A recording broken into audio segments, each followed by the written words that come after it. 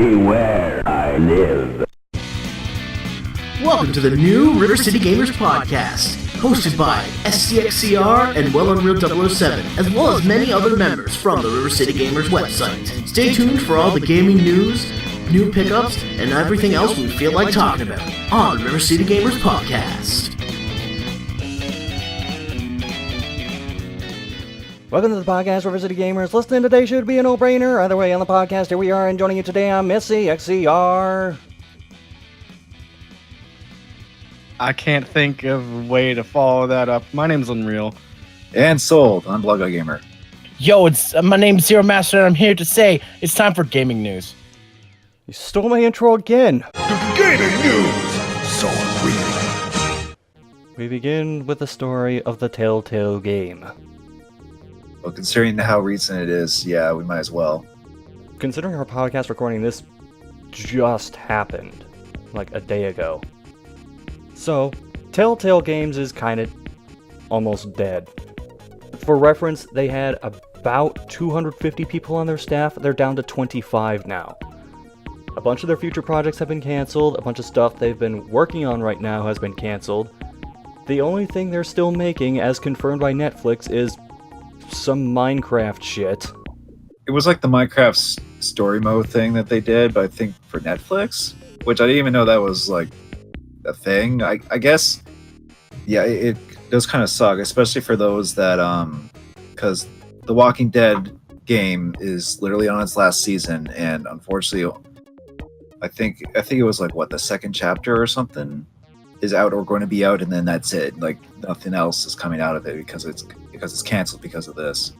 Like, not that I've played The Walking Dead before, but I know it's arguably like their most successful game that they've done. So People are asking for refunds because of this. Like, because of how Telltale Games works, you can like pay in full for an entire season and get them immediately as they come out.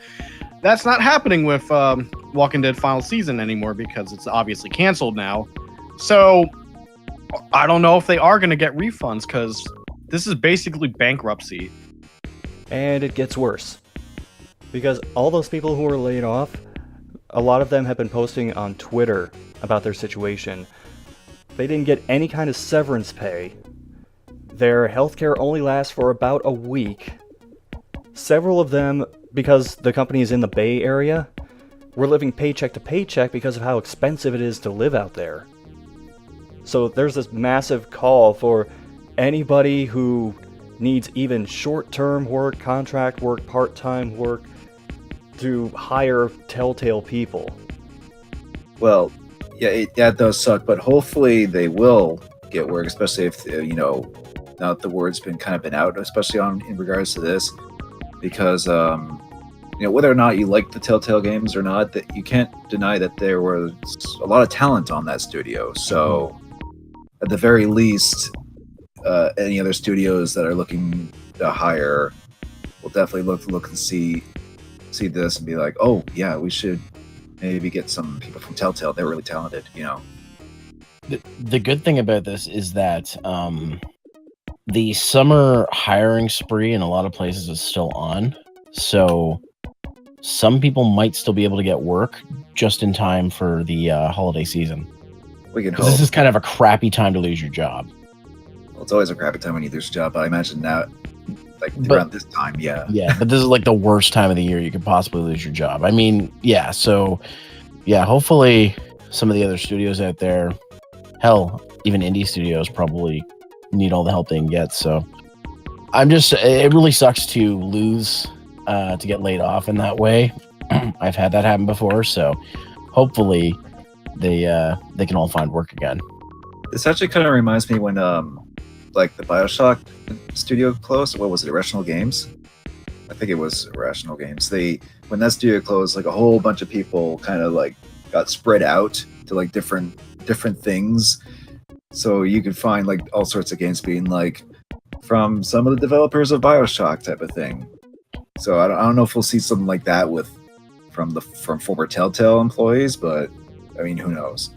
Or if possible, maybe see if they can make a new studio. But if a lot of them are living paycheck to paycheck, here's the thing, and this is an unfortunate circumstance of irony. Telltale was formed from the initial layoffs from LucasArts back when the people that formed LucasArts were laid off from making for trying to make another Sam & Max game, and then that got canceled and they got laid off. And they were just like, okay, well, we'll just make our own studio and make the Sam & Max game from there, and they did. And unfortunately now, like over 10 years later, just about everyone's laid off again. Yeah, and this is all still going on as their former CEO, Kevin Bruner, is still suing Telltale. Oh, what was that about? He was ousted from the company a year and a half ago, and he's suing them over wrongful expulsion. Oh, well, I guess if things were like that, we're kind of happy then. Yeah. I find it so crazy that, like, after that restructuring, that shit didn't work out, and then it's like from 250 to 25. Holy shit. Yeah, that's like 90% of the people I know. And it kind of like came out of the blue. You just blink and then it happened. It's just like, what the fuck? Yeah, that's the unfortunate thing that can happen in the video game industry. Like, and as far as I can tell, like, you would think that with all the properties that they got, Walking Dead and all the other things that they got licenses for to do games on, from Guardians of the Galaxy to Batman to Jurassic Park to all sorts of iconic franchises and all these different things, only to realize, oh, maybe they actually weren't all that successful, at least in terms of, like, I imagine, like, even just the process of licensing all these properties to make a game was probably a huge chunk of their allocated budgets and things like that. I was also hearing that, like, out of all of their games, Walking Dead Season 1 was the one game that they actually earned a profit on. And yes. For another example, Batman flopped really hard in terms of sales. So that probably killed them. I mean, like I said earlier, Walking Dead is probably their most successful game. And and the fact that only that got them actual money out of it, or at least a profit, kind of does say something about how, because they turned out a lot of games, and but they hired so many people, they put them on so many projects. Okay, there's an LP for Tales of the Borderlands going on, and in the comments, there was a lot of behind the scenes studio stuff from the comments section mentioning how people got shifted back and forth between Tales from the Borderlands and Wolf Among Us. Huh. So yeah, sounds like shit wasn't smooth at Telltale period during, like, all of that, since they were doing like 500 games at once. And like the things with the Batman game, I imagine that didn't do super well, because it's like, I think everyone just kind of already played, like, the Arkham games, and then they were just like, do I really want to play another Batman game type of thing, maybe? But that's just me kind of like just speculating. Alright, so I'm just going to basically do a casualty count for everything that was canceled as a result of this. The final 2 seasons of Walking Dead final season, or episodes, excuse me. For chapters, episodes, yeah. Wolf Among Us Season 2, Game of Thrones Season 2, and that Stranger Things project that they were working on. As I'm looking back at the list of their games, I'm noticing that almost all of these are licensed projects. Like, just going down the list from 2000, we'll go end of 2010 till now. Back to the Future the game, Puzzle Agent 2, Jurassic Park the game, Law & Order Legacies, Walking Dead, Poker Night 2, which has a bunch of licensed characters in it. Oh yeah, I forgot they did that. Wolf Among Us, Walking Dead Season 2, Tales from the Borderlands, Game of Thrones, Minecraft Story Mode, Walking Dead, however you pronounce that, Batman Telltale series, Walking Dead New Frontier, Guardians of the Galaxy, Minecraft Story Mode Season 2, Batman Enemy Within. And that's just up until now, and very few original IPs, so every time they're making a game, they gotta shell out for licensing fees. Well, yeah, that's what we're kind of getting at earlier. Like, I imagine that's what a lot of the budget went towards, just getting the properties to begin with. I still think it's cool that they've got all these different properties, though, and make games out of them. Maybe another reason Batman flopped is, like, around the time that came out, aside from like, maybe Telltale Burnout, they were using the same engine and there were so many complaints about it. So they were probably just like, oh, it's probably like the same engine. It's probably their cost saving crash.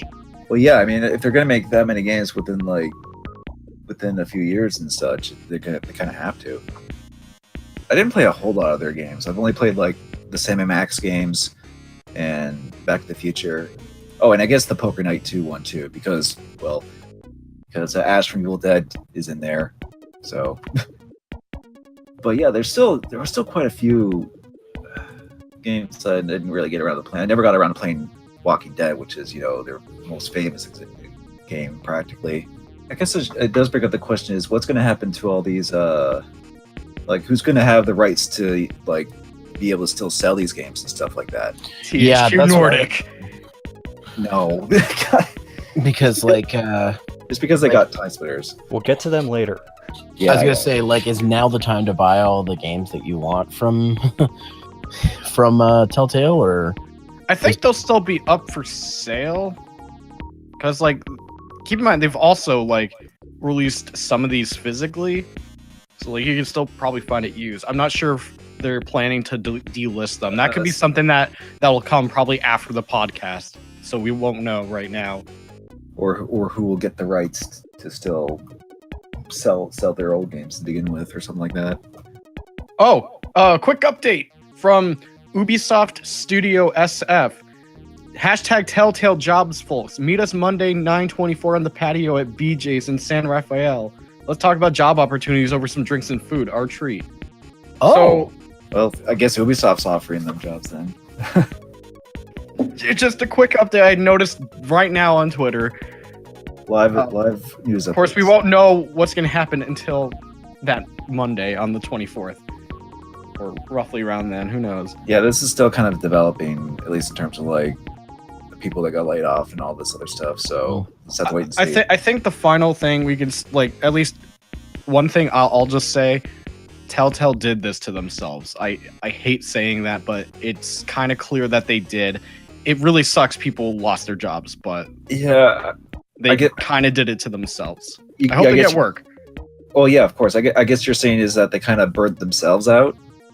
Oh yeah, yeah. Again, with how many they released in a short time span, I'm just like, dude, you're burning yourselves out. Yeah, it's pretty clear they spread themselves too thin. Not even right before the closure, but years before that. And we've seen this with other development studios, Platinum Games even went through this, and they responded to it by contracting and focusing more on projects, and their games got better again. Telltale did not respond the same way. And here's the quick thing with Platinum. If, say, Nier didn't do well, that would have been it for Platinum. Nier saved them. They've said that. So that's kind of incredible. They lucked out with that. And I'm glad they're still around. Well, not to be the bearer of bad news, but we're going from one developer closure to another developer closure. Yeah, it's that kind of week. Yeah, Capcom Vancouver, rest in peace. Wait, what? I guess you didn't hear about this. Yeah, Capcom Vancouver got closed. I didn't even know they had a Vancouver studio. They made some of the recent Dead Rising games. It was they're obviously not Japanese studio. Well, they were originally Blue Castle Games, and they worked on some MLB games. Then Dead Rising 2 hit, they transformed into Capcom Vancouver, and then they did Dead Rising 2 Off the Record, Dead Rising 3, Dead Rising 4, and Puzzle Fighter. Oh. One of these things is not like the other. Yeah. Only one of them is a bad game. But I mean, again, it sucks that a studio would close and people lose their jobs. But is this another case of kind of of studio? Well, I don't know. I want to say studio burnout, but more because they primarily just did Dead Rising games, and even though I've only played a little bit of the first one, as far as I can tell, the Dead Rising 4 wasn't super good or anything. Dead Rising 4 was not that greatly received. Yeah, that probably contributed to the studio closure. And there's another edition called Frank's Big Package. That's how you know how great the game is. It clearly meets what Dead Rising was all about, right? Said the people who had never worked on a Dead Rising game before that. Yeah. Wait. Hold on. Frank has a big package. That's just like the updated re-release, I think, with DLC and shit. But fuck that Rising 4, man. It's just dumb entendre, you know. We're going back to our roots by not going back to the roots. So after the character assassination of Frank West, we have, let's see, according to this, 158 developers who lost their jobs because of this. Sheesh. Literally hundreds of people. Damn. Literally hundreds of... That's kind of surprising that it's like less than Telltale. Ubisoft? No. They're probably going to find jobs elsewhere, but... hopefully How many around other developers are in Vancouver? Ubisoft. I know there's... Well, I'm pretty sure there's definitely some studios out. Maybe Square Enix? Well, I was gonna say like the Vancouver, Seattle area. So, like, I'm pretty sure there's other studios there around that area. I can't remember. I just don't know off the top of my head what other ones are around there. Yeah, you hiring? I got a whole bunch of developers. But it's EA. So just on a whim, they could just like close down one of their studios. So. Well, no, they're joining EA Canada. That wouldn't actually be closing down an independent thing. Actually, was EA Canada an independent thing that they just acquired? I don't know. We'll find that out later. But actually, speaking of EA... Wouldn't be gaming news without them. They decided to push back from the loot box ruling.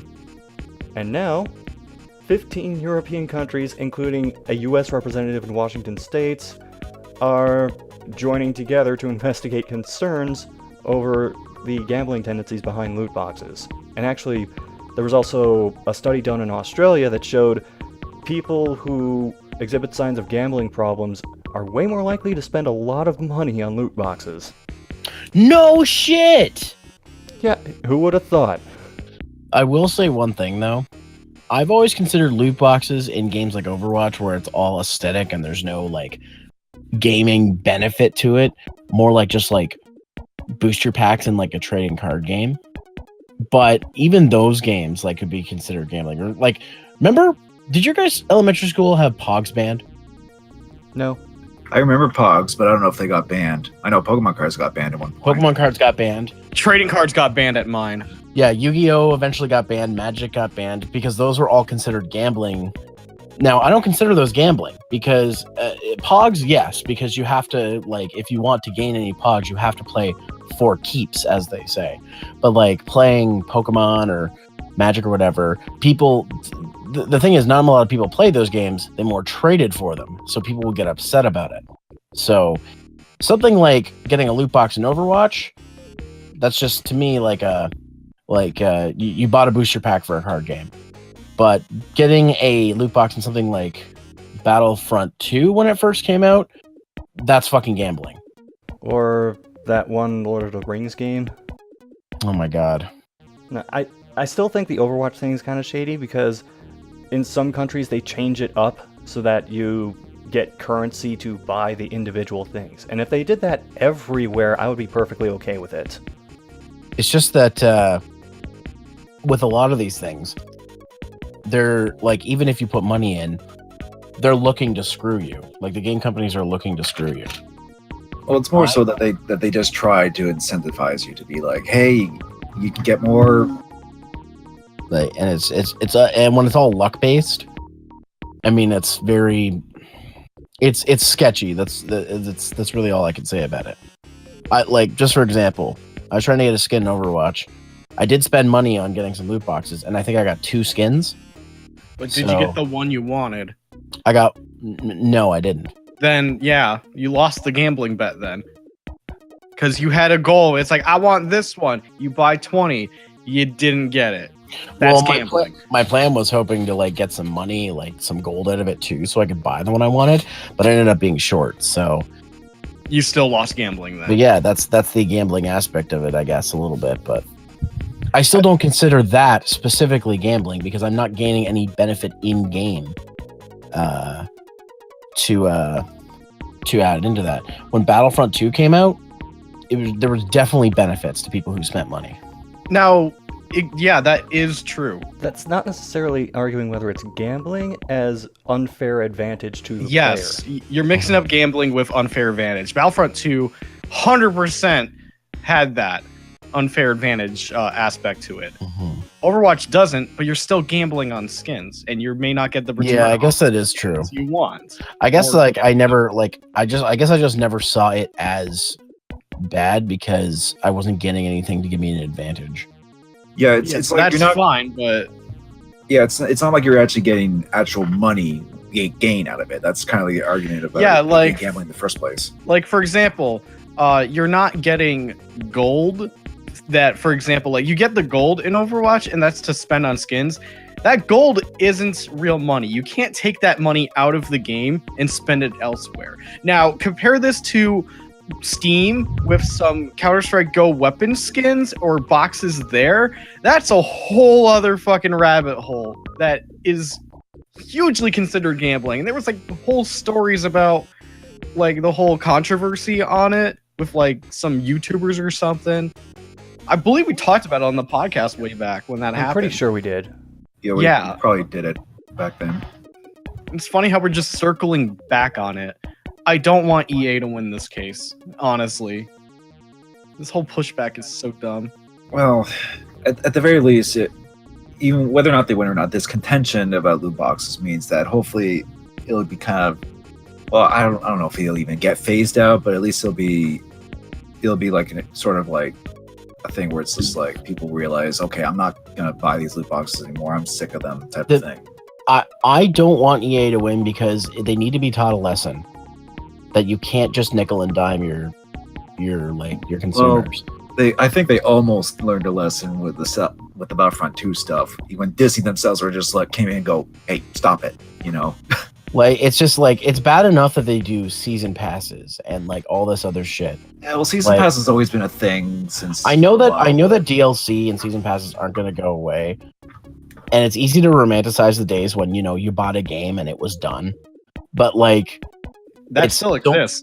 But yeah, it does. But like so many developers now are just like, we'll just fix it later, or we'll add content later, or like with the case of just like Stick of Truth. They wanted to hold off on some of the ideas that Matt and Trey had so they could make DLC packs. And they were like, no, we're just not going to do it then. Because they didn't want to do DLC packs. Like, I know that a lot of studios do it so they can, maintain that same level of like quality, but it just seems scummy. Anyways, that's how I feel about it. Well, I don't mean to pile bad news on top of bad news. Here we go. But sending best wishes to longtime video game composer Nobuo Uematsu. He recently had to stop working on a bunch of video game projects he was involved with because of concerns about his health. Oh yeah, I heard about that. Oh yeah, that's obviously we wish him to get better, of course, but I'm hoping he does make a good recovery. Did he only say he was just going to take the rest of the year off? I don't see a specific timetable. I just see that he said he's taking an extended leave of absence, and he wants to come back when he's completely healthy again. Okay. That's fair. I may have seen it would have been like till the end of the year, which is kind of that's still quite a long time for the rest of the year, like at least 3-4 months, at least until he gets better. Then take your time, dude. Yeah, especially in Japan, it's almost like a cultural thing where it's like work themselves a lot and to the point where they get ill from it. So that's definitely something that he'll need to do, and make a good recovery and all that.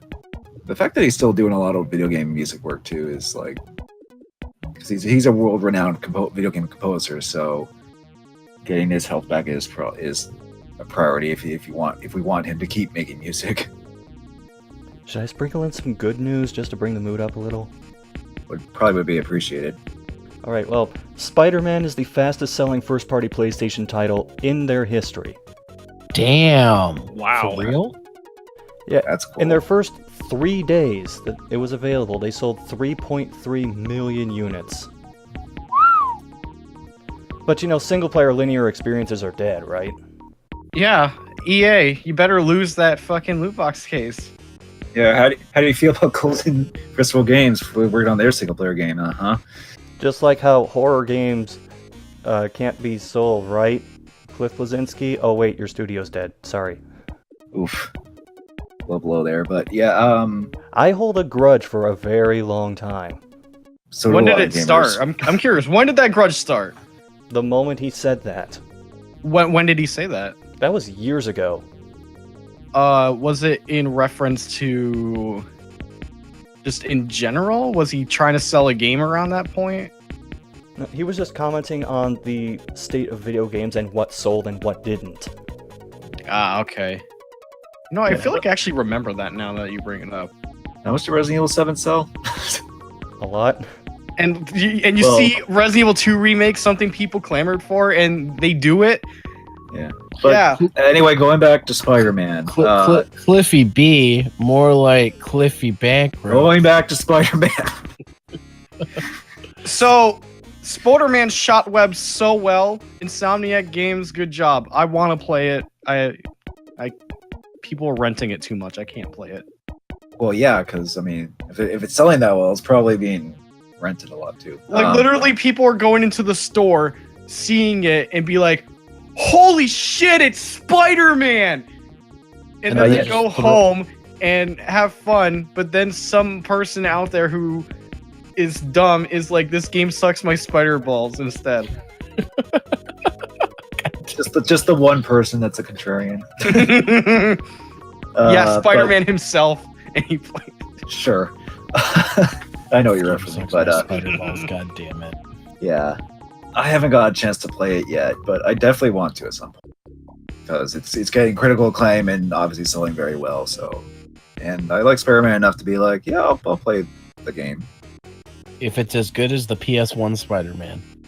Well, it's probably a lot better, if only because it's a lot newer. But or even like the Spider-Man 2 game, for that matter. That's another one people always gush over back in the day. But yeah, this is still probably the definitive Spider-Man game, at least nowadays, you could say, judging from the reception it's getting. Maybe even go so far as to say definitive superhero game. Yeah, not since Arkham City, I guess you could say. Yeah, I have no comment for that. I haven't played any of the Arkham games.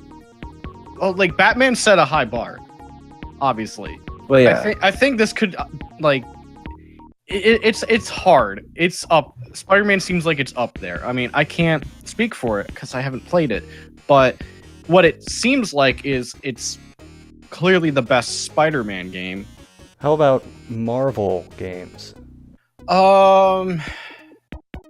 Marvel Rise of the Imperfects. No, that's fucking bottom tier. That's the first other game that came up. Then again, I don't know what else. I mean, Marvel vs. Capcom Infinite didn't do so hot, so. Let's exclude Marvel vs. Capcom. Yeah, they're involved, but let's just be like Marvel exclusive. Right. Okay. Probably, because we know the Iron Man games were hot garbage. Well, yeah.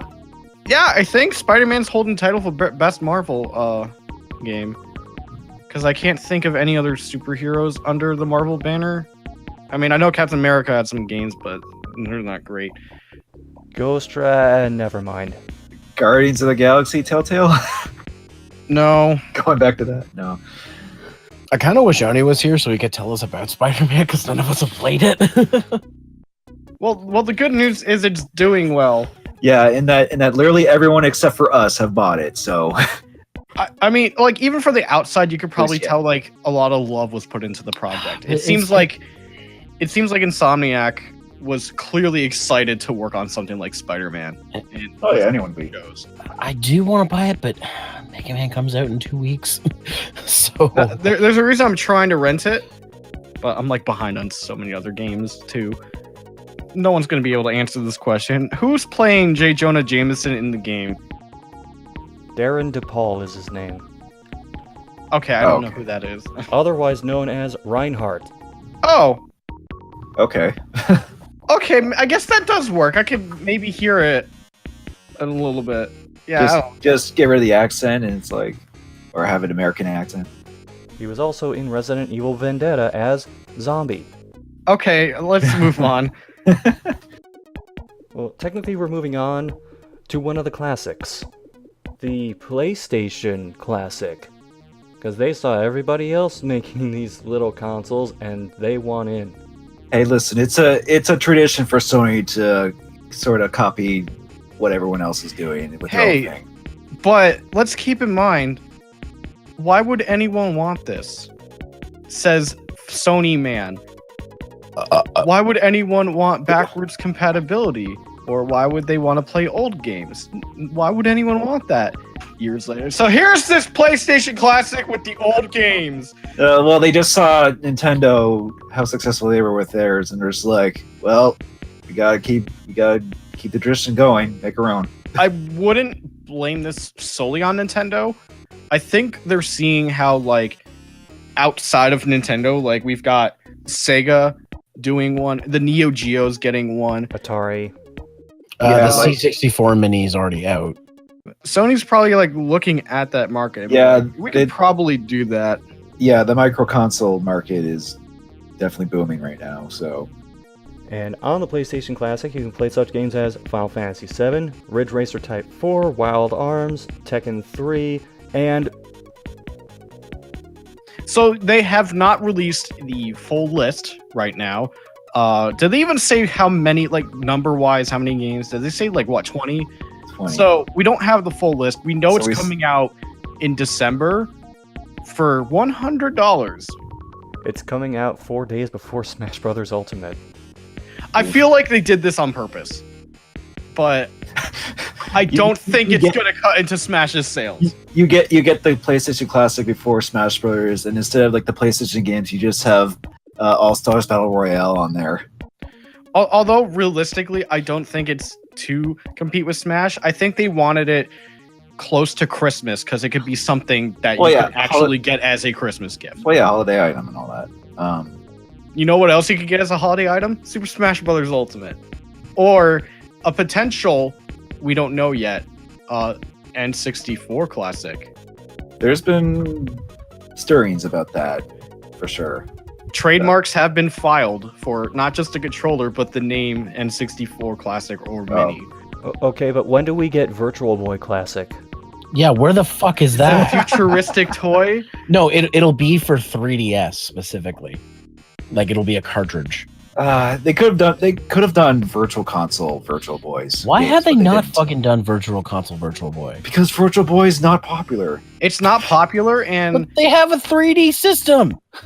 Yeah, but they're... Yeah, they do, but no one wants to stare at red. I mean, you don't have to, like, put your eyes glued to the screen anymore if they do that, but...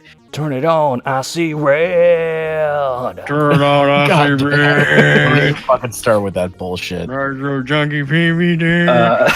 Anyway, to get away from that, the thing is with the PlayStation Classic that is... It's kind of making people, like, kind of go, oh, really? Is that... It only comes with the original controller, like the ones without the DualShock sticks. Yeah, so that means like so games that utilize those, like Ape Escape, won't be on there. Yeah, one of my friends' Discord chats like no DualShock, no Ape Escape, no buy, and yeah, no Ape Escape. Ape Escape is a notable PlayStation title. I mean, I'm just trying to think. Like we could probably predict like what could be on there that would utilize that control. I mean, do you think Spyro and Crash would be on there with the trilogies out? No idea. Honestly, either or. It actually could go either way. Yeah. Metal Gear Solid could be a possibility. Yeah, that Silent Hill and Symphony of the Night, I think, could be contenders on there. You think Twisted Metal could make the cut? Probably. It's Sony. Does that benefit with DualShock, or did they release that around the time DualShock didn't exist? The first one I think was before DualShock, I think. Oh, here's something that's going to go on it. 007 Race, moving on. Yeah, sure. Apocalypse starring Bruce Willis. Oh, actually, oh god. No, they'd have to license Tony Hawk's Pro Skater. No, they would have to... They would have to relicense music. Yeah, But instead, they get the N64 version to troll, so the music's all cut up and jumbled. no, it's just Tony Hawk 5 without the update. I want to hear that karaoke guy sing "Bring the Noise." No, even I don't want that. He would be so far behind, the song would end and he'd only be starting the final verse. Okay, that is true. Did they say if it was coming with 2 controllers? I'd imagine. And here's another thing. Like, it is a mini console. No AC Are- port with it though. It has to be powered. It has to be powered by USB apparently. Okay, that is kind of in line with the SNES Classic ones, because those are powered by USB, but it comes with an AC plug-in. I think you could technically USB like AC plug still with that, but it probably won't come with it. That'd be so $110 instead. To me, you can use one of those. Yeah. 3 things. 1, it does include 2 controllers. 2, it does not include an AC adapter for USB. Yeah, that's what I was getting at. 3, I forgot what the 5th game was, but I just remembered it's Jumping Flash. Oh, Jumping ooh. Jack Flash. No. Well, that's a good one to have at least. Of course, the question is, what are the other 15 games?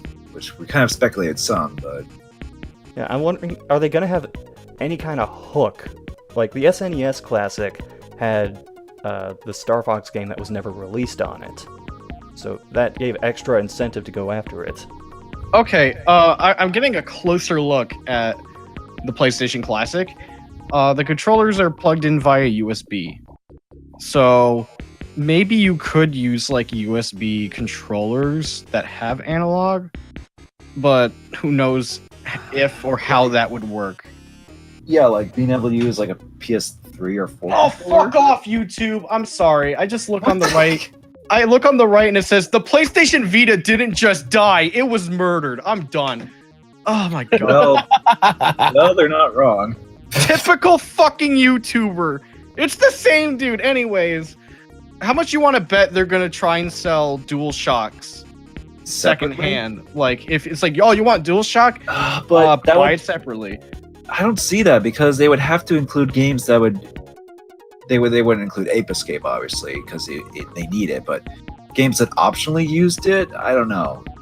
No, clearly, you don't need this console. You can just get a Raspberry Pi and talk about how annoying I am, talking about how you could just have that instead of having a cool looking thing that's convenient. You just reminded me of an article someone made where it's like, That's what I'm joking about. Yeah. I remember seeing that exact article. Why do I Does it feel like make people Scott look- linked that to us? It's just like the people who hack their NES and SNES Classics. I'm like, why don't you just fucking buy a Raspberry Pi at that point? Because you're basically doing the same thing. but it doesn't look like an actual little NES and the controllers. That's what 3D printing's for and USB controllers. It's just like if The you're gonna go that SNES route and anyways. SNES ones are not USB, by the way. The controllers. I know, but I'm saying like if you're gonna go that route anyways, just fucking go all ham, hog wild. But anyway, I wouldn't say that necessarily for that reason, being like, oh, why would you get this if you just get a Raspberry Pi? I think it's more so, why would you get this when you can just play all your PlayStation games on your PlayStation 3?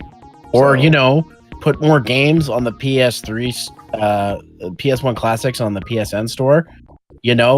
Like those How about- Tales games that are missing. Or how Hey, about don't steal my bet. Or hey, how about maybe put the PS1 games and make them work on PS4 through PSN? Like, why are they not playable on there? Oh, because apparently no one wants that, according to Sony. Look, there's so much mixed messaging between Sony with that. They say no one wants it, but they put this thing out. I just don't get it. It's, Bet you they're gonna release PlayStation classics in packs so that you'd have to buy new ones for new games. oh, that'd be a hard quit if they did that. I was looking at a comment. You know what they probably could put in as a complete like potential system seller? They just put Pepsi Man on. Pepsi Man. That'll just be on the Japanese PlayStation Classic. Oh, then people can import it. Although I wonder if this would be easy to mod, like the NES, NES. Yeah, people will probably find a way to. Like, usually like do. it's powered by USB, which means you could probably just plug it right in and do something. Unfortunately, We don't know what the other games are. I don't know when they're going to drop the rest of the info.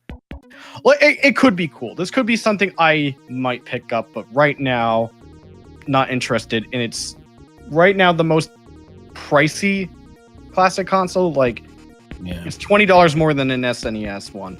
I need more information before I decide if I get it or not. Yeah, and even then, it's by the time, unfortunately, they've already opened pre-order. So by the time we get more information, you're not going to be able to get one. Actually, this is Sony and not Nintendo. And some articles were like, Sony's making not a PS3, PS1 Classic, and you can actually pre-order it. Like, instead of like, you can actually get one. So they're fairly confident that this will be stocked. But the thing is, I'm pretty sure it will be stocked, but since it seems like a holiday item, this probably won't last until maybe end of 2019 or mid 2019. So yeah. But yeah, I'm sure it's fine as like as another novelty thing, but I don't really see myself absolutely needing one. And we go from Sony to Nintendo, who just recently activated Switch Online. And people are pissed. Well, that's not really surprising, considering most launches for online services to begin with. One thing that's really pissing people off is the way that they're handling cloud data, cloud saves for games. Now, the way this works is, well, first of all, you have to pay to get cloud saves, which I don't think Microsoft has you pay for that. That's just a feature. Yeah, I think with Microsoft, it But it's also the way that they handle it when your subscription ends. Save data stored with the Save Data Cloud cannot be kept outside of the duration of your Switch Online membership. So NES, Nintendo Switch Online, also uses the Save Data Cloud, so the same applies there. What that means is, when your subscription ends, your cloud data is gone. For comparison, Microsoft will hold on to your data for a lengthy amount of time, and PlayStation, if your subscription doesn't renew, they'll hold your cloud data for 6 months in case you want to renew again. Nintendo, not so much. Which is hilarious because they do hold your data for a certain amount of time if you don't renew your subscription for the Pokemon Bank right away. So it makes no fucking sense. Same company, and they're doing two different things. It gets better though. There's a thing mentioning that your NES Switch Online save data, if you save it locally on the console, you can access it again if you purchase another membership. Wait a minute, what? So this is for the NES games that you can access and play with Switch Online. That can be saved locally on your Switch console, but then you can only access that again if you renew the subscription. So the NES games that you get as part of the subscription, you'll lose the save data for those games the minute your subscription runs out. I don't know, I'm hearing reports that it's not the minute it runs out, but the grace period is still like super small, which is still, it's like, it's not as bad, but it's not good still. It's stupid, because what if your credit card bounces? Oh god. Or what if there's any sort of payment error involving your credit card and you don't realize it? Or what if the online service goes down right when your subscription ends? You think they're gonna have stuff in place to fix shit like that? I don't think so. Bottom line, just have a goddamn grace period. I'd have to like dig deeper because I'm pretty sure there is info on this in terms of the grace period, but again, like people have said, like it's not as much as the others. Speaking of not as much as the others, it's still by far the cheapest option for going online with video games. But still, that shouldn't compromise as much in functionality compared to everybody else. It is just one of those things where it's like they're dipping their toes into it and see what's working, kind of thing, I imagine. And of course, when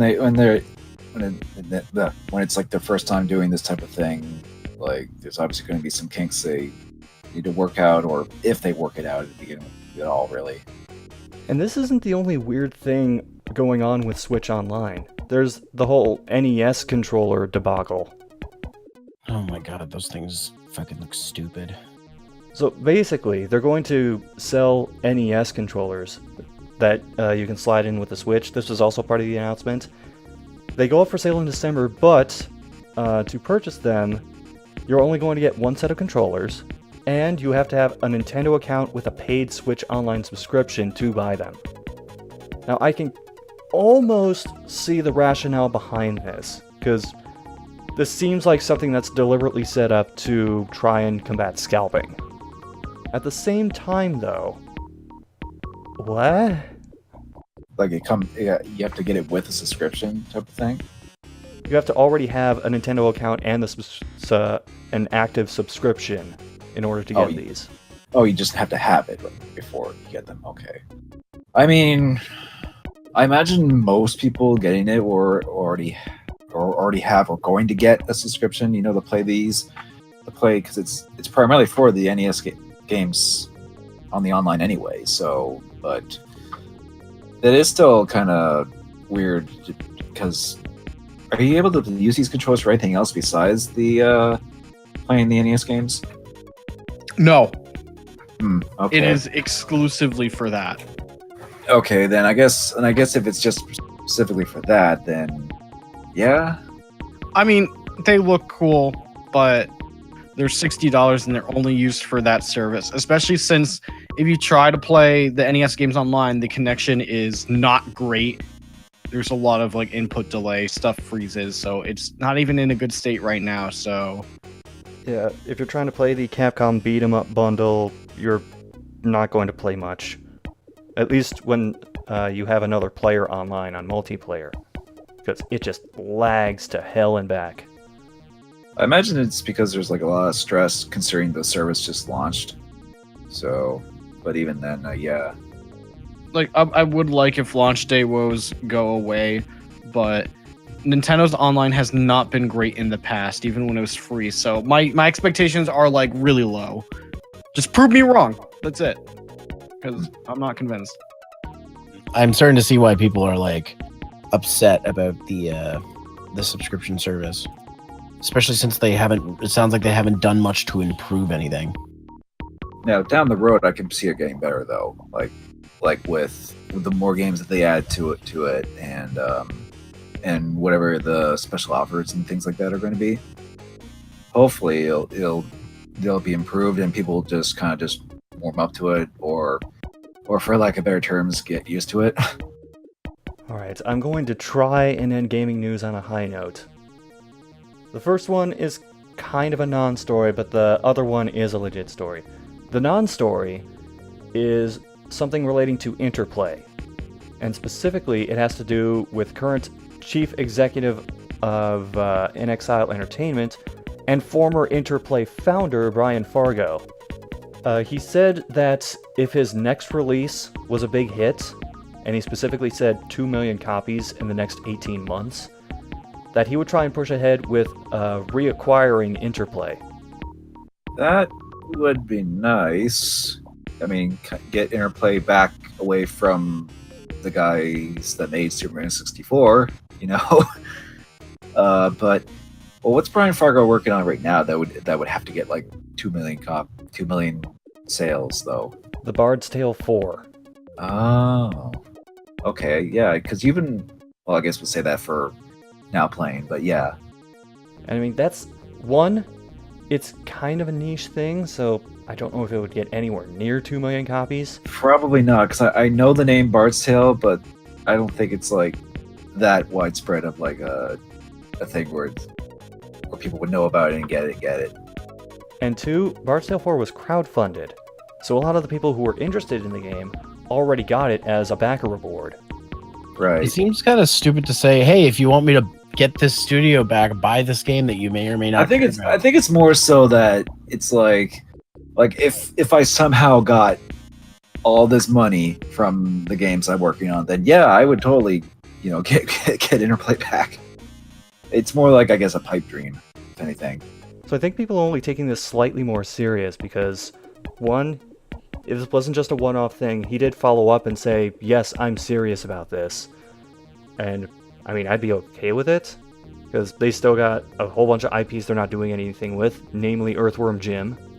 Yep. Yeah, that Earthworm is definitely a big one. And 2, he was previously involved with Interplay. And that's also a reason people are skeptical about this, because he was part of the reason that Interplay went into the shit. Like, I forget the details, but how did that exactly happen? While under Fargo, who was the CEO of Interplay, they just kept losing money, partly because of the increased competition, because this is when video game was really starting to take off and developers were popping up. They had a sports division, which went nowhere. Yeah, considering I didn't even know about that, yeah. Even though I mentioned stuff like Earthworm Jim, they didn't have very many console titles. They were primarily a PC developer. And when they developed those PC games, like, I think of Stone Keep because I grew up with that, but that game was only supposed to cost, like, maybe $40,000 to develop, and they wound up spending hundreds of thousands of dollars just on the opening sequence. So cost control was not a thing with Interplay back then. Yeah. And considering the fact that Brian Fargo's latest games have been crowdfunded, you know, it's almost like he kind of needs that financial assistance. Otherwise, it's like, be a little bit of a detriment. This was actually explained a while ago, but in Exile Entertainment, they're actually choosing specifically to crowdfund things as a way to incentivize not fucking it up. Now, Bard's Tale 4, they kind of did, but they are working their asses off to try and set that right. But yeah, it would be nice if someone who was originally involved with Interplay would get it back and sort of, I don't know, in a way, kind of set Interplay straight. I mean, like, hey, let's actually do stuff with the company and the IPs now. Like, actually, whatever happened to that one? I remember a while back, didn't Interplay do like a sale or something to their IPs? Did anything came about from that? I remember what you're talking about, but I can't remember what specifically happened. Yeah, because if Interplay is still around somehow with their IPs, it's like, what happened with the thing back then?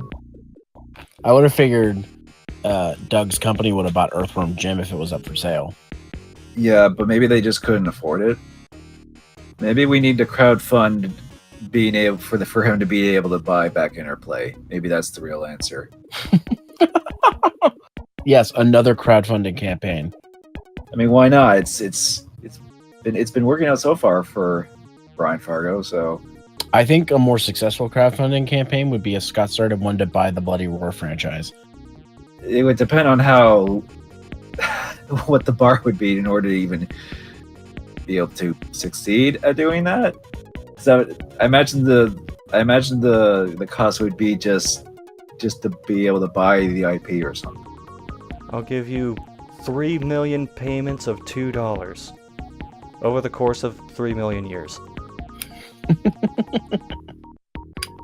So yeah, Interplay back in 2006 did end up selling some of their intellectual properties, but not all of them. Well, yeah, that was back in like 2006. That was like for like Fallout and stuff. No, this was 2016. You said 2006. Did I? I thought I said 16. Well, you said 6. That's why I got confused there. So what? No big deal. Yeah, 2016 is when that is what we were originally talking about with the people buying or they're selling their stuff, right? Right. So I'm not getting details on what specific IPs or characters were sold, but it said about 70. Huh. So I'm not even sure what they still have control of. Yeah, it might just be a bunch of like little stuff that they just haven't done anything with lately, so they're even more of a shambling husk than they were before. I didn't think that'd be possible, but there you go. If somehow down the line, like if Brian Fargo were to get it back, that still would be, I think, nice. And then, fingers crossed, maybe a resurgence of some kind for Interplay with some of their more well-known stuff. And while we're mentioning IPs, we'll end on a high note, with THQ Nordic acquiring even more intellectual properties. Specifically, they went to Atari Europe, and they acquired both Act of War and Alone in the Dark. Oh, they rescued Alone. What? They rescued Alone in the Dark. Yeah, they did. Yeah, because the last Alone in the Dark was a steaming pile of. Okay, which one? Because there was Alone in the Dark, which did not turn out well, and then there was Alone in the Dark Illumination, which was even worse. Oh God. I was if you're referring to like to the first one, or I assume you're referring to like the 2008 game. Yes. Well, no, not that. The second one that came out like The one years where ago. Pro Jared couldn't find anyone online. There is none. Yeah, Illumination. That was that one. Yeah, the fucking third-person shooter with the worst shooting ever. Yeah. So yeah, good to see that IP got rescued. But what else did they acquire besides those? Even though we kind of spoiled it earlier. Their portfolio apparently has over 100 games in it now, but most notably, in recent memory, Time Splitters. Mm-hmm. Which, yeah, me and Unreal are kind of like, oh, cool, maybe they'll do something with that. Our hope is that we get like at least some kind of like HD re-release of the original games, and maybe, just maybe, if that does well, they could get like, I don't know if they would get Dambuster Studios, which is what Free Radical eventually became, to do the new Time Splitters, because they did Homefront Revolution, which didn't do very well. So it's not so much like it's not so much that they would get the original people or what's left of like the team from Free Radical to begin with. It's just that would they even be able to still make a good game, though? That's my question. Yeah. Because both that and Haze were not very good. But who knows? Maybe at the very least, something will come out of this, whether it be a re-release or even a new game. Because the closest thing we've had to a new Time Splitters thing was an Easter egg of all thing in Homefront Revolution, where you could play like a couple levels of Time Splitters too. So maybe if they just get the people that did the Easter egg and make the new Time Splitters or the HD re-release, then I'd be okay. But has there been anything else besides like Time Splitters and the others you mentioned? Well, THQ Nordic did acquire Koch Media, which by extension means that they kind of have the rights to everything related to that. What is that for exactly?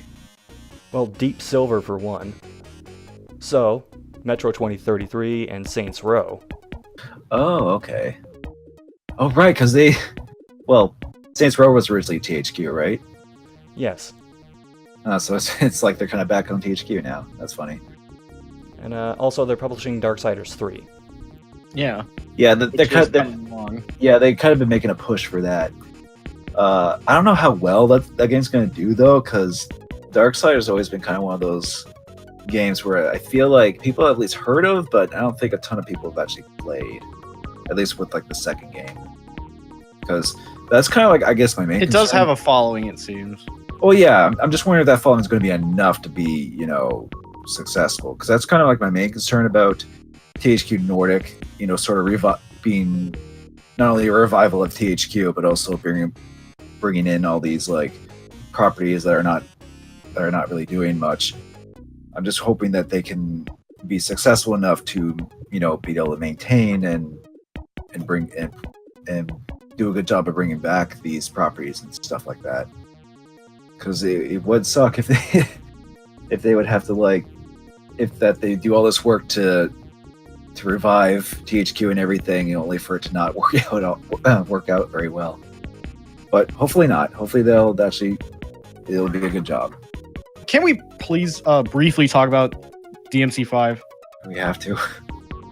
It's not exactly the greatest topics to talk about. I only have one response for you, and that's no. Yes. So, is that a yes to talk about it, SCR? Go right ahead. I'm indifferent to all of this, so I'm just gonna be quiet and let you go. Well, here says can of worms. Okay, just to briefly bring this up, this in a way ties in with TGS because of how Capcom's handling it. So DMC5 released its battle or theme song specifically for Dante, and no one liked it, at all. Overwhelmingly negative response. In light of that, people have found out that the lead singer has done some pretty gross stuff I don't want to go into too much detail, but it's not good. Misconducts, we'll just say. Some misconducts. That's actually a better way to say it. Prison-worthy misconducts. Mm-hmm.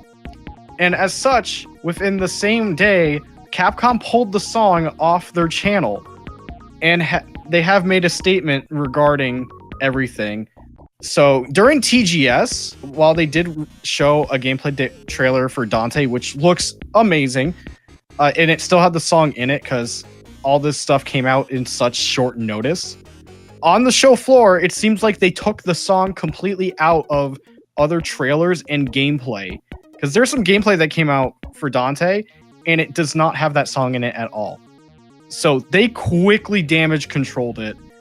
Don't know how it's going to happen in the full game. Either they're going to keep the song but remove the vocals, because the vocalist is the one with the misconduct, or they're going to completely redo and do a new song. That is still kind of a developing story. But it's crazy to me that during TGS, they managed to just kind of change it that quickly. We don't know if the song's staying but being modified, or if it's going to be something completely new. One guy from the Capcom booth at TGS bicycled back to headquarters being like, guys, bicycled back. We need it like now. You're and then one this guy better have been Golden Boy, because how are you going to bicycle back that fast? Steady. Ugh. It's an all-around messy situation, but I got to give it to Capcom for like acting that quick. Now, Yeah, is damage it a big control brown was- mess? No. No, yeah, it was quite responsive damage control, to say the least. That's pretty much it, because I don't think there's really anything else newsworthy out of TGS, because it's still kind of ongoing during this recording, and we don't know how much stuff would come stateside. Well, that was an ending to gaming news. Yeah, the whole segment was mostly not great news, which is unfortunate. Some weeks are like that. Wait. I have one more thing. Sega Genesis Classic delayed till 2019. Okay. Is AtGame still working on it? Or No. Good. Well, they haven't released a statement on that, but it's been heard like they're just working on it in Japan, which is telling me AtGame's probably got dropped. Yeah. Which, again, good. Because AtGame is not very good at making the Genesis consoles. Or the Atari ones. Hopefully that'll turn out good, or at least better than anything AtGames ever did, which is likely. So, Well, from that, we move into now playing. So guys, what have you been playing recently, and what do you think about it? Blondie. a while ago I got on my Switch Hollow Knight, which is it's a Metroidvania game where you play as a little bug guy, and it's kind of a world where it's like sort of like it's all bug themed, but it's like a very melancholy kind of decaying dead world full of insects and insect people and stuff like that. As far as the Metroidvanias go, this one's actually very open-ended, and where you kind of could go and stuff like that. And the only thing that may be, I guess, just a slight turnoff is that it is very Dark Souls inspired. But it's not that it's a bad thing. It's just that you always hear about it's like this is the Dark Souls of whatever type of archetype that we kind of get sick of hearing. But it still kind of works in this setting where if you die, you basically have to go back to where you died and retrieve your stuff back type of thing, which is the major Dark Souls comparison really, or influence. But other than that, the combat it's simple, but it's very fast and satisfying. You have a little sword, which is a nail in this game, and you can attack basically left and right and up and down, and you jump around and you can attack that way too. But it's very effective and pretty satisfying to actually hit enemies and stuff. And one mechanic that actually kind of stands out is that as you attack enemies, you get soul power, and you actually use that soul power to. You have to like stop and heal yourself, basically to focus to get your health back. Which brings in some strategy, because there are times when it's like, if you're in the middle of a fight and you need to heal, you you obviously don't want to do when there's any enemies. You're gonna have to like either finish them off or back off in somewhere where you have just enough time to heal yourself, type of thing. And the world's pretty interesting too, and the way they sort of portray this insect world is actually pretty cool. Even someone like you, Scott, who's not really fond of bugs, may actually appreciate this sort of style. Oh, I've actually seen like stuff in Hollow Knight. I've seen gameplay of it. I've seen screenshots of it. I actually do like the art behind it. Yeah, because it is sort of like a 2D, almost kind of a Flash style. I don't know if it is actually. I think it was actually made in Unity. Now that I think about it, so that's another good game that actually is made in Unity for you. But yeah, the art style is definitely a distinct 2D style that actually fits very well, and the music's quite nice too. And for like a $15 Metroidvania, it's very substantial. Like I said, it's pretty open-ended in where you can go, because when you get like a power up to go to new places, you can go to like 3 different areas practically, type of thing. And and not since like I want to say like Symphony of the Night or Shadow Complex have I played the Metroidvania where I was like, ooh, this is a beefy one, type of thing. So I've been enjoying that game quite a bit. I still have yet to finish it, or even beat it for that matter. But yeah, it's been quite good, and I do recommend it. I got on the Switch. I know it's been out for a little while on like PCs and such, but I just got on the Switch because it's like, why not get more games for it? Because a lot of games got released for it, and most indie games are doing really well on the Switch, so figure might as well contribute too. And the other game I played recently was actually something I kind of just found picked up on the whim, because I realized, oh wait, this was made by the guys that did Rez, and that's Child of Eden for the 360. Now this is a game where you can play it with the Kinect, but like most sensible gamers, I don't have a Kinect, so you can just play with a controller, much like the original Rez. And in the PlayStation 3 version, you can also use the Move controllers. So I don't know if that's any better, but can give some use to those controllers, I guess. It's kind of almost like a psychedelic rail shooter type of thing, where you lock on to several targets, up to 8, and then fire. But in this one, what makes this different from Rez is that the premise is a bit different, in that you're still kind of like rescuing like a computer program type of thing, but it's more like an actual person that was archived and then personified into Eden, which is basically like the futuristic internet. It is kind of trippy in that way, not to say least with the visual style it goes for with everything.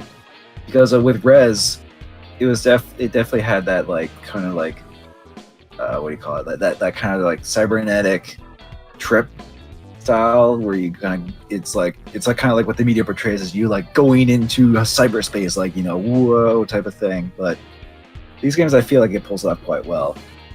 And what made this one different is that not only do you have the lock-on shots, but you also have like a rapid fire with like the right trigger that gets rid of like projectiles that are being shot towards you, as well as taking out certain targets that are like purple.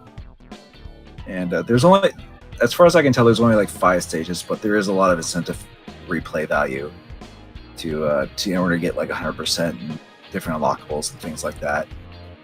The music style is quite good too, because like Rez, it has a very rhythmic style to your shooting and how you deal with enemies and things like that. And I think it was licensed music from like a band or something like that. Just looking it up. Oh yeah, Genji Rockets, that's it. Which I guess is what the game is kind of based off of as well. But yeah, so I mean, if you like Rez, you might as well get this one too, because it plays a lot like Rez. It's like a successor of sorts to it.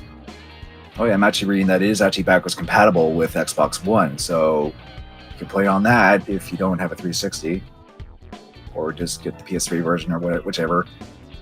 I still need to play like the next couple of stages in that, because around the 4th stage is when the difficulty kind of spikes up and they throw in a lot of stuff at you, not only just to like not only projectiles and things, because you only have so many like hit points, and there are a few health pickups and stuff you can pick up now and then, and like a power up that's kind of like a screen clear, but you only get so many of them throughout the stage, and like the healths only recover like a third of a hit point each.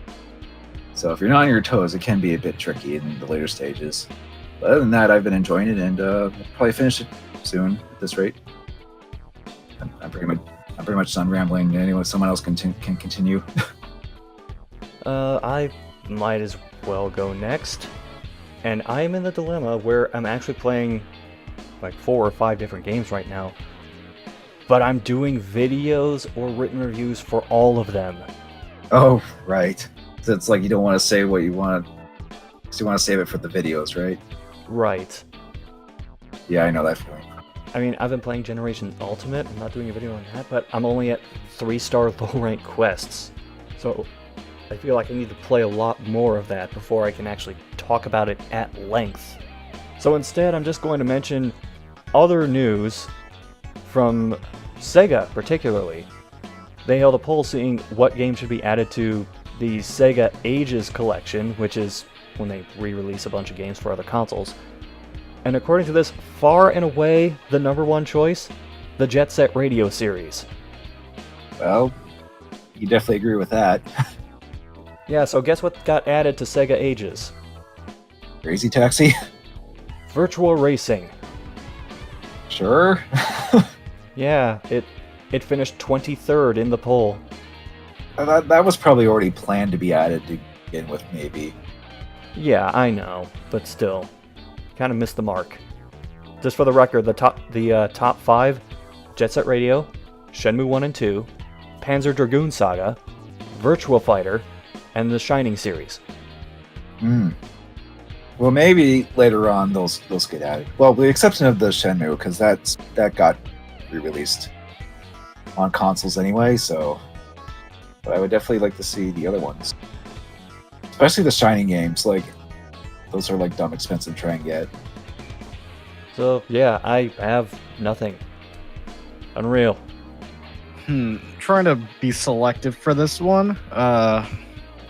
I guess I'll talk about something I got not too long ago. On a whim, I decided to get the ODST add-on for the Master Chief Collection because I felt like replaying the game. For those that don't know, when the Master Chief Collection was broken and shit, 343 gave out Halo 3 ODST for free for people who had it at launch. But anyone else who got it after, it'd be like a $5 add-on. That's a good price for ODST, considering it was originally like a $60 standalone thing back then. Just note that it's only the campaign. It does not contain Firefight. Well, still. I mean, that's a whole other can of worms. I mean, it is like remastered for 1080p 60 frames as well. It's been a while since I played ODST, and it's not a long game, but I still think it's pretty interesting to go back to. I still had fun. I mean, there's actually not too much to talk about with this game. The single player is still pretty fun.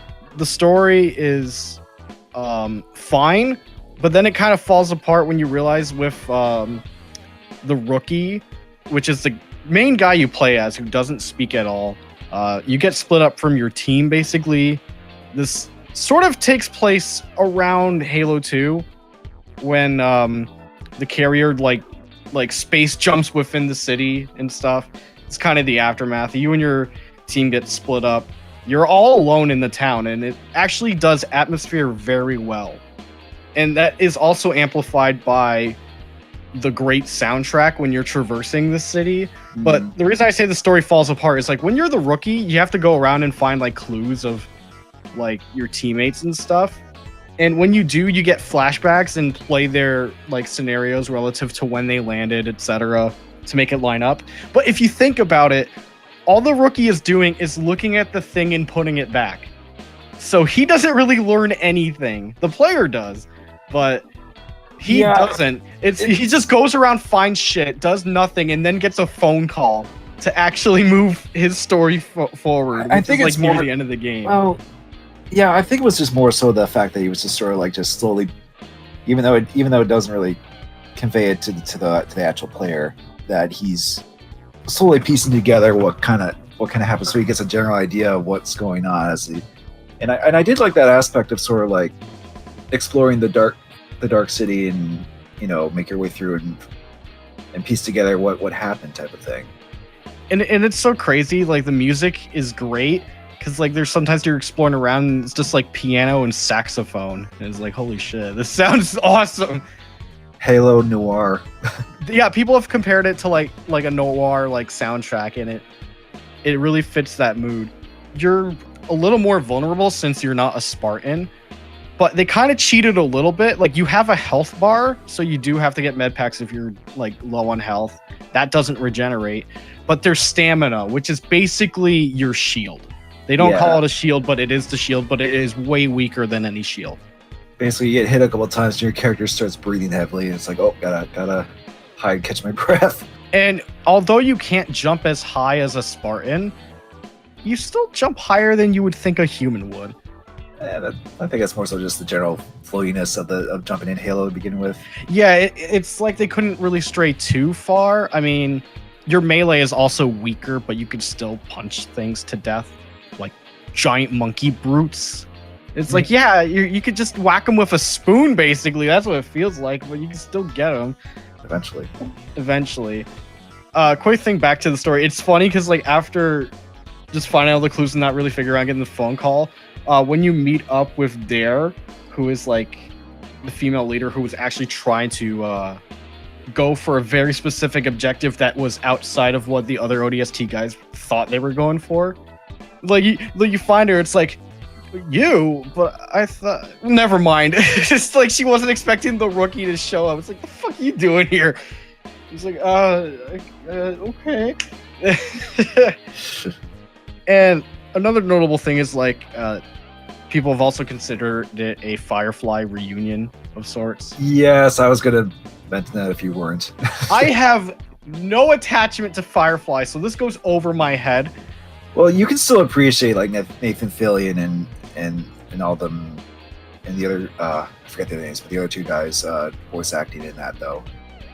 Like I don't know the full cast outside of that, but all I know is like Nathan Fillion's character Buck and Bear are like the only characters that have something that isn't like base level like personality or something. But still, I'd say it's still worth playing. That's all I wanted to say about it. It was fun playing through again. No firefight on it, but I have ODST on 360 anyways. It was a cheap thing. I just felt like I wanted to play through again a Master Chief Collection, and that was fun. Now, still not going to talk about DMC3. I was this close to talking about it, but I'm so close to the end of the game, and I'll save it for another time, because I want to talk about something that I have talked about on here before, but there's new content, and it's been taking up a lot of my free time, and I hate to admit it. Destiny 2's new expansion, Forsaken, has come out within the past few weeks. I'm back in. I think I'm back into playing that officially. A lot of this new content is keeping me busy. Like, they've added so much activities where it's like back in the past, I was able to usually get weekly stuff done between all three of my character classes. But because there's so much per week now, I'm sticking to my single, like, most played class. And it's overwhelming, but it's a good way. So it's like, it's not keeping me bored. It's just like, okay, I can do some stuff today, do some stuff like throughout the week while prepping for more activities that I'm not ready for yet. Because the raid's available, but I'm not leveled up to enough to really take it on. And I've heard good things about the raid. And the raids are my favorite part of Destiny, so I would love to play it, but I'm not there yet. A brief recap for the story, just very briefly. Nathan Fillion's character is now dead. Aww. And the sad part is Nathan Fillion could not voice any of his final lines. So they got Nolan North to do it. That doubly sucks. Oh well. Yeah. The reason they did that, aside from, well, seems like Nathan Fillion's too fucking busy now and can't actually do it. They wanted to add stakes to the story again. because the last few times it just like there were no stakes. Previous expansions, like there's no stakes. There's nothing like, oh, there's a threat, but it's just like, okay. Here it's like, all right, something bad happened. It feels like something bad happened, and people wonder, it's like, why not kill this character and whatever? It's like, it's because everyone liked Nathan Fillion's character. So taking him out, obviously, like, people got mad, but that was a response instead of, whatever, you know? I mean, I'm pretty sure there's people out there that don't really care that Cade's gone, but a lot of people are upset. I mean, I'm neutral on it, but it makes it feel like, again, there are stakes in the story again. And it was fun to play through. They retooled a lot of stuff from launch. It's a lot more complex now. It's not perfect, but it's where the game should be, and I'm having a lot of fun playing it again. This one game is actually preventing me from really sitting down and finishing other games. And I'm just like, oh, stop taking my time, but I can't. It's the weird addiction, and it has nothing to do with gambling. Isn't that great? Yeah, video games themselves can be addicting. Who would have thought? Oh, man. Just remember, kids, violent video games. No, shut up, though. So what you're saying is that you won't actually be installing Destiny 2. Oh, I'll be deleting it every second. Don't worry. I had to delete it to fucking get on Monster Hunter last night, for example. Unfortunately, I haven't been able to play Gen Ultimate, but hey. Just a lot of games on my plate, and Destiny's yanking my time away. Especially also yanking from time away from potential video editing. And I'm just like, it's got me by the balls. I'm having fun again. This is Activision planned. Although I will say, if you're hard out of Destiny 2, this may or may not change your mind. Say if there was like something you weren't happy with gameplay wise and you're looking at Forsaken and are happy with, dive in. If you don't care, just stay out. Because the total price to get in, if you like were an early investor, kind of sucks. It's kind of rough. Like that's going to be completely on you. I was gonna say, isn't Destiny 2 Destiny 2 free on PlayStation Plus? Now here's the thing. Destiny 2 is the base game is free. I don't know how long that free PlayStation Plus thing lasts. Does that go at the end of September, or are they extending that through a couple of months? It's at least for September. They look like on PlayStation Store. Yeah, the base game's free, but here's the thing. In order to play Forsaken, you have to get the other two expansions. You can't go straight to the new one. So you're spending more money than $40. So check your value proposition. If you think it's too much, then I don't blame you for staying out. I mean, I put money into this game. I didn't spend as much as most people. I got Destiny 2 discounted. I got the expansion pass discounted, but I got Forsaken like at its launch price because I got it at launch. So I still spent quite a bit of money, but not as much as most. If you think it's too much, then there's definitely other games out there for you. I don't blame you. Apparently, I found out my brother tried to play Destiny 2, and he hard quit around the time where Bungie was screwing up and locking out content that people should be able to play without the DLC packs. And that pissed him off to the point where he hard quit. And I'm like, I understand. It's so weird. I'm having fun, but I'm not blind to this franchise's mistakes because I've complained quite a bit about their decisions. Just don't do it again. If there's a Destiny 3, if they announce a Destiny 3, I'm hard out because everyone will be skeptical this time. That's it from me. We've only got one more person left. Zero. What you got for us?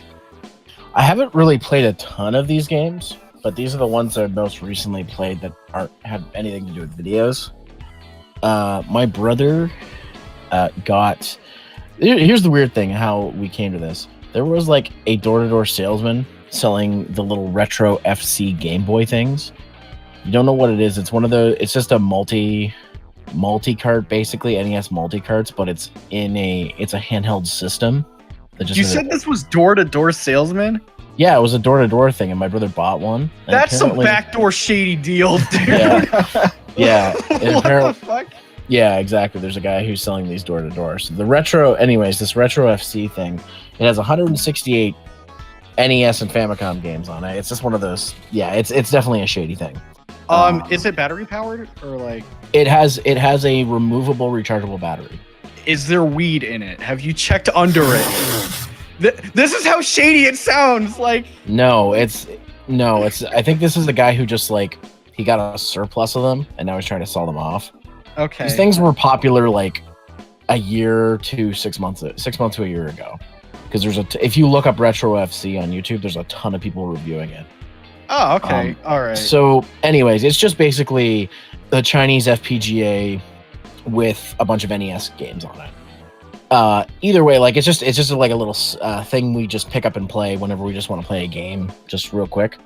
One game that I've been playing a lot on it is Mighty Final Fight. It's because it was on there, and I'm like, I realized I've never actually sat down and played this game, so I tried playing it. I haven't beaten it yet because it's more difficult than I thought. It's definitely easier than the first Final Fight game, for sure. But I've been playing a little bit of it, and it's really fun. It does have problems, as it being like an SD spinoff, but like that's all it is really. It's like just an SD spinoff of like the main Final Fight games, and it's a pretty fun game for what they could pack into it. It's actually more akin to Double Dragon than Final Fight because the button layout works the same. You've got punch, you've got jump, and then you do the both together. You do a spin kick. That's about it. Unless you're Hager, which he does like a spin punch thing. And you can play as Cody, Hager, or Guy. So all three of them. So it's pretty interesting. It's just something I played like if I just like need a time waster, or I don't know, if I'm just bored and I just want to play a game. Just another thing to note, last time you were talking about, I don't know if it was last time, Bloody, but you were talking about how you recently got the Japanese version of Ninja Gaiden 3. Oh yeah. This thing also has the Japanese version of Ninja Gaiden 3. So Okay, it has now the you password. don't. Yeah, now you don't have to worry about limited continues. And that's the thing about this. This thing doesn't have a save feature because it's not emulator based. So there's no RPGs or anything on this because that would require a save. But because it has passwords, then I can just take a picture with my phone or open a Google Doc and put a password in. And then if I want to go back to playing it later, I can just pull the password up. So that's nice. But yeah, Mighty Final Fight's one I've been playing a ton of just because I have easy access to it now. I actually have that on Game Boy Advance. It was like a little Capcom collection thing. It's like 3 games. Those is Mighty Final Fight. Oh, okay. So yeah, I've played a little bit of that.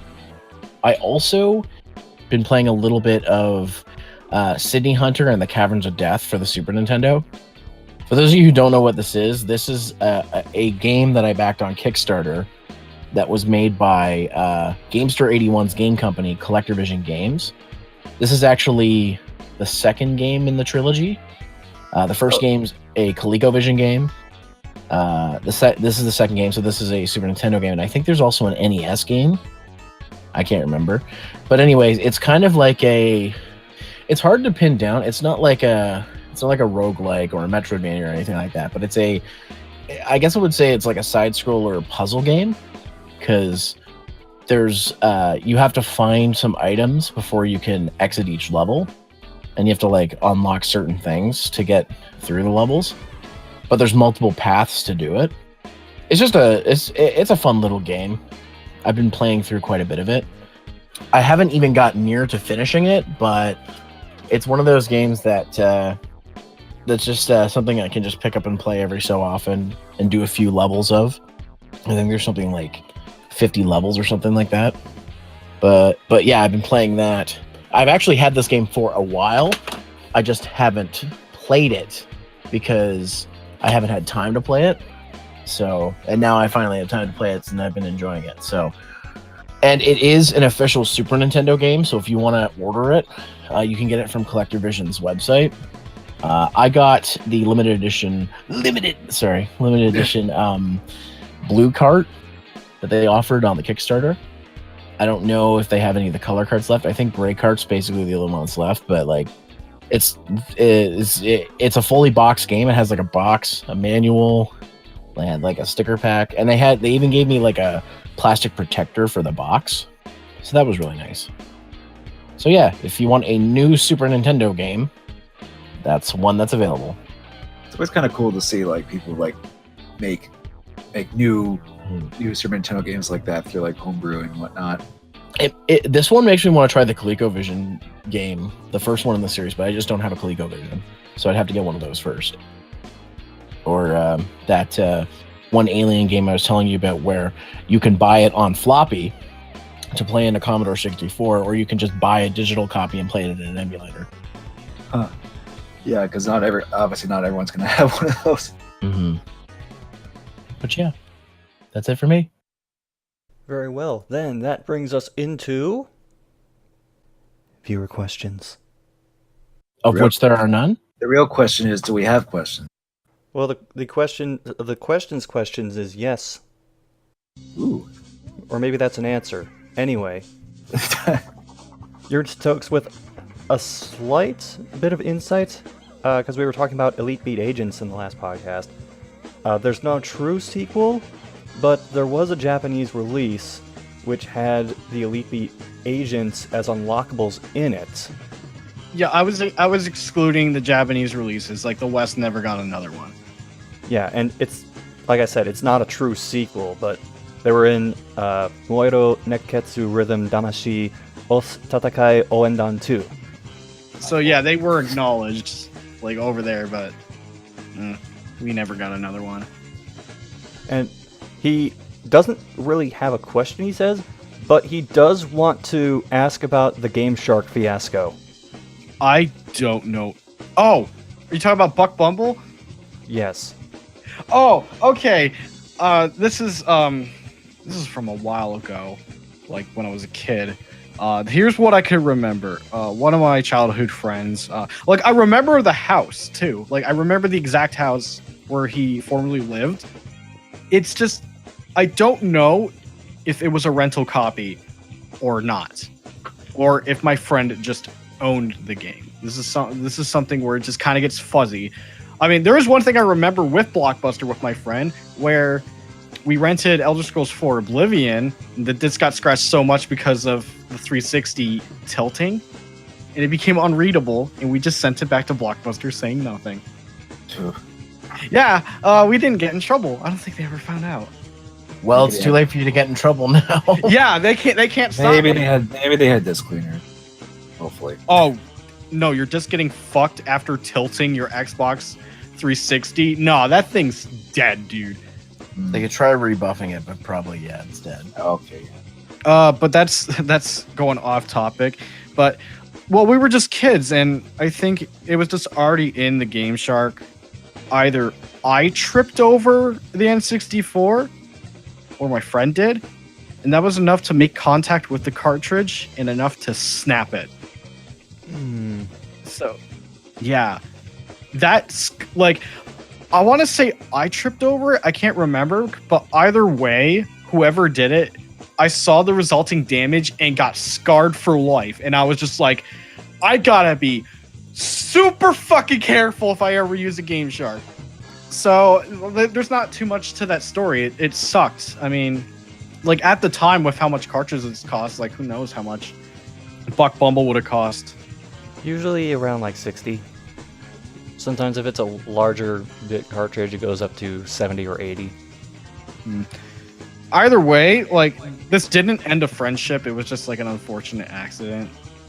Because keep in mind, the Oblivion story was like years later, and it was still with my one friend. So don't ever use the Game Shark codes to give you better picture quality on N64, I guess. It sucks because like I don't even know if that was my friend's Game Shark or whatever. I've gone through a couple of Game Sharks. I still have a couple that I own. I don't think any of them work though. Like I can't seem to boot it up. Yeah, that's the thing about Game Sharks is because of the way they're made, they will just die after a certain amount of use. Or like if it just lingers around not being used. Because like the face thing lights up, but do you think there's a way to like fix it internally? Like would it just need a battery replacement, or is it just one of those things where it's Garbo anyways. It's hard to say. You'd have to like look up like a teardown or something. Yeah, I'll probably look into it because I've wanted to try and use a Game Shark again for some stuff, but I know there's some games that you don't ever want to use a Game Shark on, like Donkey Kong 64. That will permanently ruin that game's cartridge. That's pretty much it with the Buck Bumble story. It's kind of funny, but it's also kind of horrifying because I'm like, I killed a cartridge in the worst way possible. It's like circumcising it. Don't. Ugh. Well, I wouldn't say circumcised, but Well, it's the bottom of the cartridge. What do you want me to say about it? You insert it into a thing.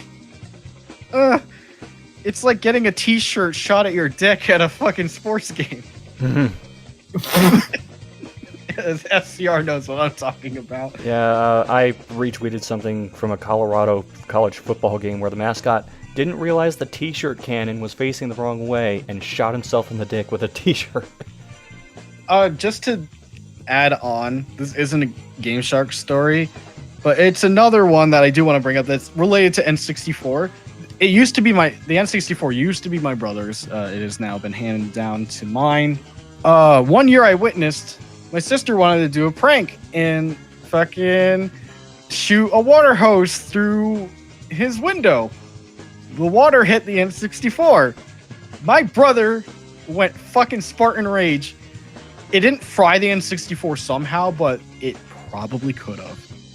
it would probably depend on like if water actually managed to get into the system, which unless it The got thing like, is, I don't know if it did. I don't think it did because it still worked. unless it got like submerged in water, I think it would have not. Still, water plus electronic equals bad. Well, yeah. So, yeah. And I'm actually in the current room where it happened. That's where my current like living room is right now. That's pretty much it with the Game Shark story. So hopefully that filled you in. Filled you in the deep Unreal lore. Yeah, unfortunately the extra details like who the game belonged to or if it was rental is a bit fuzzy. Like that's been lost to time. I just remember it had to be Buck Bumble. It was either that or Glover. I'm 100% sure it was Buck Bumble. Could have been worse. Can you imagine if a game like Conker's Bad Fur Day happened? Well, no, because at our age, that was could be nowhere in anyone's household. But here I am with my $40 copy. That's the way game chasing go. But what about now it's time to rock?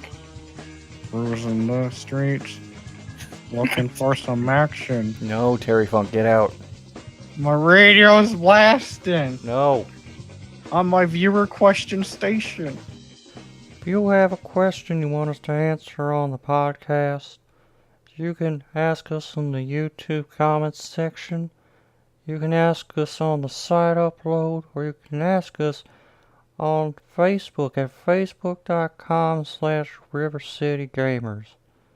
You can also ask us on... Shout Engine. Yeah, that place, and we'll answer there too. But right now, we gotta get to Barbara Streisand... No, wait. We gotta get to, what the hell's this segment called again? I forget in my old age. Alright, it's called What's New. So what are you guys working on and what are you looking forward to in the video game business releases? How about you, Zeromaster? You know you are like just extending the length of this podcast that you have to edit, right? Anyways, what's new with me? Well, Mega Man 8 review. The second draft of the script is finished, and it's actually the final draft is now finished. I've begun editing. So that's a thing that's happening.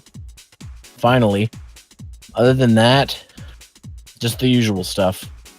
New episode of the Hunter-Based Podcast hopefully coming out next week if CJ gets power back, because he has no power right now. Thanks, Tornadoes. Yeah, we can get him in Canada too, now and then. So yeah, that's it for me. Anything you're looking forward to that's coming up? Like I imagine Mega Man 11. Mega Man 11. Yep, that's definitely. Hey Zero, What? I pre-ordered. Good. I couldn't get the Amiibo edition. I did What the fuck? When'd you pre-order? a few days ago.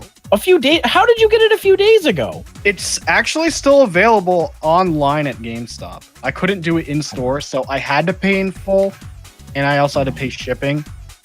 But it was available in game. Like, check your EB online store. I'm checking it right fucking now all over. If it's gone, then oops. Because I couldn't get it before. I tried to pre-order it several times, and they said it was out. It's gone. Not available. Yeah, it's out of stock. Fuck. It's And of pre-order course, here. just It's the gone now. Amiibo, which is available in Japan, is not is also out of stock on pre-order. What'd you say, Brett? Just a dumb joke. That's not a healthy reference. Oh, it's gone now. I was gonna also try to get the collector's edition of the Japanese version because it also comes with it, but it's also sold out. The one collector's edition I actually wanted, and I can't get it.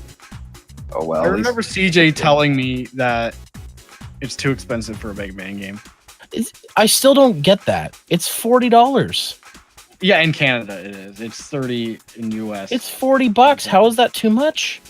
I think. Well, he told me like he was comparing it to like 9 and 10's price, and like in terms of like what a Mega Man game would offer, like how long would it take for you to actually be? Yeah, but those games were like, Yeah, but this is a higher budget game too. Yeah, I still don't agree with that. Like 9 and 10 were made on the budget. Do you think that has more or less budget than the Secret of Mana remake? probably I don't know. more. I don't know. So yeah, I did pre-order the Amiibo edition. I mean, if I wasn't gonna be able to get it, I would have just gotten the game anyways. But I guess I should go for recent stuff or like Keep upcoming going. stuff. For game releases, I decided to pre-order Fist of the North Star, which is the Fist of the North Star game made by the Yakuza devs. That comes out the same day as Mega Man. So yeah, that's cool to look forward to. I don't know if there's anything else in the coming months that I am personally excited for. Like Red Dead's coming soon, but I've already said my stories about how Red Dead 1 I wasn't like too hyped on after playing it. I kind of felt like I was let down or disappointed in a way. Like I didn't feel the excitement after playing it. So it's no slight to Red Dead Redemption 2, but like I'm not all in on that game right now. I'd like to play Spider-Man, even though that's already out. Yeah, I can't think of anything that's come out in November, and there's Smash in December. So I think that could be it for the rest of the year. Because I was expecting Metal Wolf Chaos, for example, to come out in October, but it turns out the game was delayed to 2019. So, yeah. If Destiny 2 isn't grabbing my nards every day, I still have to edit Anime North. There's just a couple things I have to actually look through on that. It's actually, like, I'd say maybe halfway done editing that. I know, like, videos like this usually shouldn't take long, but there's a couple things I have to look through and see if I have to change or modify anything. And one other video is actually another, like, con video, but it's going to be way shorter because I did go to Retro World Expo and I had a lot of fun. I just haven't edited anything with that quite yet. In fact, I might re-record one thing. I'm not sure. I'm going to look through and see if I'm happy with that recording. If I'm not, I'm going to have to do a whole separate recording again and then work on that. But that's it video-wise. Both are going to be con videos coming up outside of me trying to at least sneak a stream in every week if I can. And Blonde Man. Well, I actually did manage to finish or at least beat the next game that I'm doing for a Black Sheep Game Review. It took some doing, but it's done. And other than that, I just need to just finish up some B-roll footage for some other games and stuff, kind of relating to it, and potentially get something else recorded from that game that I would need to try and get working. But hopefully I will in order to get footage for that. Other than that, I still have some bit of stuff. I still have Combo to do, but I want to try at least get a review out before I get that done, and then I'm gonna see if I can try maybe do a game for like Halloween and things like that. So even though my video turnout has been quite low this year, I'm hoping to make up for it for the rest of the year with some stuff that I've got coming up. So I'll just leave it at that. And that leaves me? Yeah. Well, I kind of mentioned it in the now playing section, but I've got 4 or 5 different games going right now. 3 of them I'm doing some kind of video on, and 2 of them I'm doing written reviews because I was recently brought on to a site to write written reviews for them.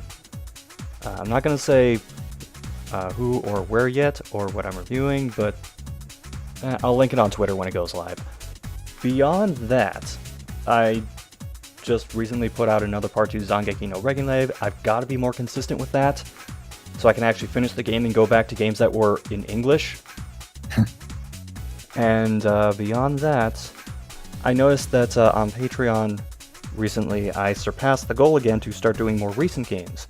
So I have a Just a Moment I'm working on, which will hopefully be out at the end of the week when this podcast goes up, which is about a game that came out within the past couple weeks. It's a long game, but I'm going to try and get something done for it. There is one last thing I have to mention. Where evil exists, Lexibook lives. I'm going to try and get the next part of that done within the next couple weeks. Lexibook series is like that cockroach you think you killed, but it always comes back way later, and you're like, what? You're still alive? With this video, I'll surpass the 100 game mark. There's a light at the end of the tunnel. And how many are there in total? 200. Okay, so another year or so of videos of these. Lexi book, The Longest Journey.